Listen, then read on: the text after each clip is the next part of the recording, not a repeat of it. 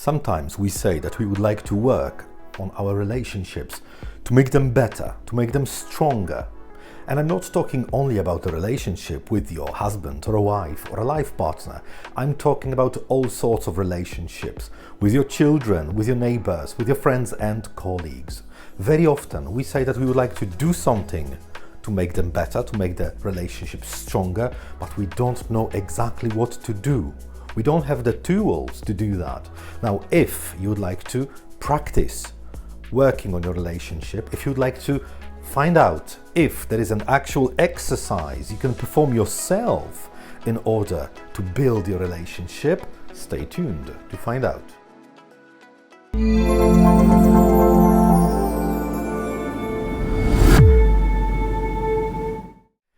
Hi, this is Sebastian Antonowicz, and if this is your first time to my channel, welcome.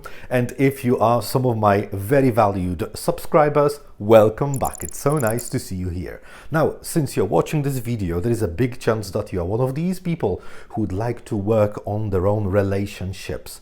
But sometimes it's hard to know exactly where to start. Psychologists, they have plenty of tools at their disposal. And today I'm going to show you one of these tools, an exercise, an actual practical exercise you can do in order to build your relationship stronger and better. The main problem in relationships is that we find it very difficult to empathize with another person. Usually we concentrate too much on the negative aspects of someone else rather than on the positive ones. And granted, it's not easy to stay all the time positive, but today I'm going to show you an exercise which is going to make your life easier this way. So, first things first, I want you to think about a relationship you would like to build, you would like to work on. And no matter if this is your life partner, your lover, your colleague, or your classmate, all right? I want you to imagine a typical day of the life of this person from the very first moment when they wake up. Think how easy or how difficult it is for this person to wake up and to get out of bed. Then think of all the mundane activities they have to go through, all the stressful moments, stressful for them, whether it's maybe some stress at work or in school, or perhaps a fight with their family members, or perhaps they find it difficult to find the right clothes to put on. Remember that we are not talking about something that you find difficult, but the other person, all right? And think how they feel whenever they meet such obstacles in their lives. Think of whatever stressful situations could happen to them. Perhaps spending long hours in traffic queues, or perhaps they have to prepare to some stressful test. If so, think how all of these situations make this person feel, whether it's difficult to deal with all this stress or not. And once you imagine all of the activities that this person can go through on a regular basis, the last thing I want you to think about is all the thoughts that are crawling in their mind at the very end of their day. When they get back to bed, when they are about to fall asleep, what difficult thoughts are crawling in their mind?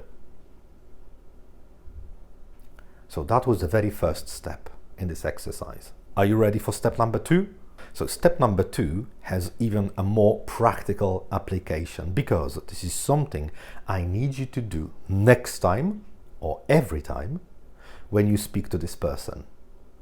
In an actual conversation, I want you to do your best as a part of this exercise to look at things from their perspective. Do not try to be judgmental at any point.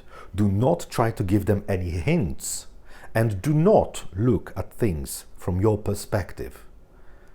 And at all costs, remember never, but never, to give them advice on what they should do. And try to switch off your own perspective in this situation. in this conversation, all right? And this is very important so that you do it throughout the entire conversation that you're having, or for as long as you possibly can. The longer you do that, the better for you, and the easier it is going to be for you to build a stronger relationship with this person. No matter what they say, in this exercise, the point is to look at their life, at the world around them from their perspective, not yours. Even if you are tempted to say one thing that you think could make their lives easier, don't do that. Keep it to yourself, for the sake of this exercise and for the sake of your relationship together. If they say that choosing the right shade of blue for the underwear is a life problem, then accept it as it is. Do not judge them. Look at the world from their own perspective and see the world as it is through their eyes. What this exercise gives us is it shows us that our own perspective, even though we feel so close and natural with it, is not the best option for everybody. And we are not able just to plant our point of view onto someone else. It's a much better option to try and see the world from a different perspective, from the perspective of someone else. This enhances communication greatly, and as the effect, it makes the relationship closer and stronger and more valuable for the both of you. Now let me know in the comments if you have ever practiced anything like it, or perhaps if you would like to try it with someone from your life, with any person from your life. And make sure to subscribe to this channel, and I'll speak to you next time.